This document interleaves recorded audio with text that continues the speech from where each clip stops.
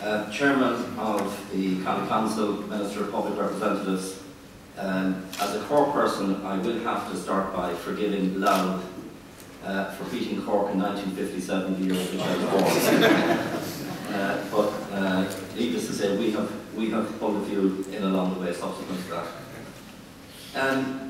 I'm here today not because I feel I have to be here. I'm here because I want to be here. And this is an area that I have, and our group has, a huge amount of interest in. Every product we make and sell anywhere in the world consumes energy. So I'd like to think we have a good understanding of energy and what energy is all about. When Michael and Fiona came to me, when I saw the title Eco Smart Hub, I thought the title was inspirational, because each of those words has a resonance and a significance for everything that we do in our group across the world. And the world is in a very difficult place. Ireland isn't alone in looking for jobs. There are 7 million fewer people working in the United States today than there were before the crisis in 2007.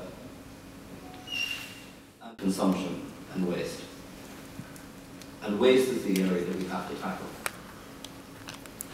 The single biggest transfer of our national wealth every year is not the interest in our national debt. It's the €6 billion that we transfer every year to Saudi Arabia and to Russia to pay for our fossil fuels. 50% of that is consumed in buildings. This building, our offices, our homes, our schools, our hospitals, 50% of that is consumed in buildings. And we estimate that 25% of that could be saved. Now just imagine what we in Ireland could do with a permanent retention of €500 million each year in our economy. Think of the number of people we could put back to work if we invest in that. But think of it earlier. Think of the amount of people we could put back to work pretty immediately in setting about to get those savings and those efficiencies. And my message to you is, look, the technologies for a lot of this exist today. Our group was set up in 1973, which wasn't an easy time. In fact, much more difficult times economically and politically in this island.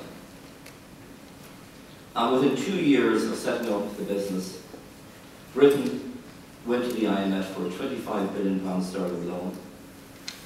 Inflation was 25% in the UK, and interest rates were about 16%. So we've had difficult times before, we can recover from it.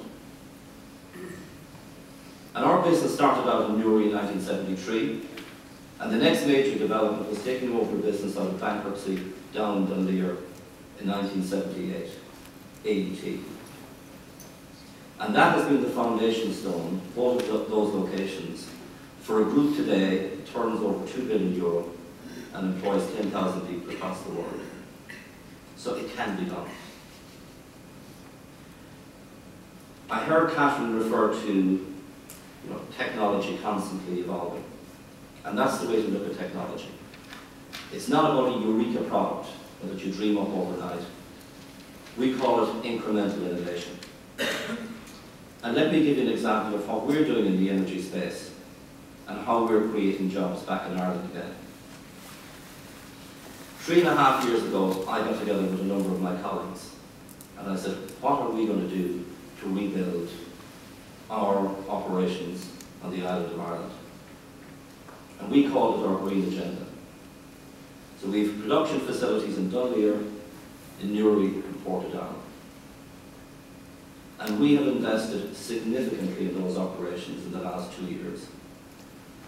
We opened a new R&D facility for renewable technologies in Dunleer last year. Any of you who have passed by Barn Road in Dunleer recently, you will see a new R&D facility being built there, the second one. We've put in place new production operations in Newry to build technologies of the future which we believe will displace oil burning furnaces or gas furnaces. And in Portadown, we are going into production with a new product which we call Quantum. And this product was researched and developed in Dunleer. And this is the example of a cluster or a hub. So development work done in Dunleer, and it will be produced in Portadown. And this brings me back to the evolving technology, or incremental innovation as we call it.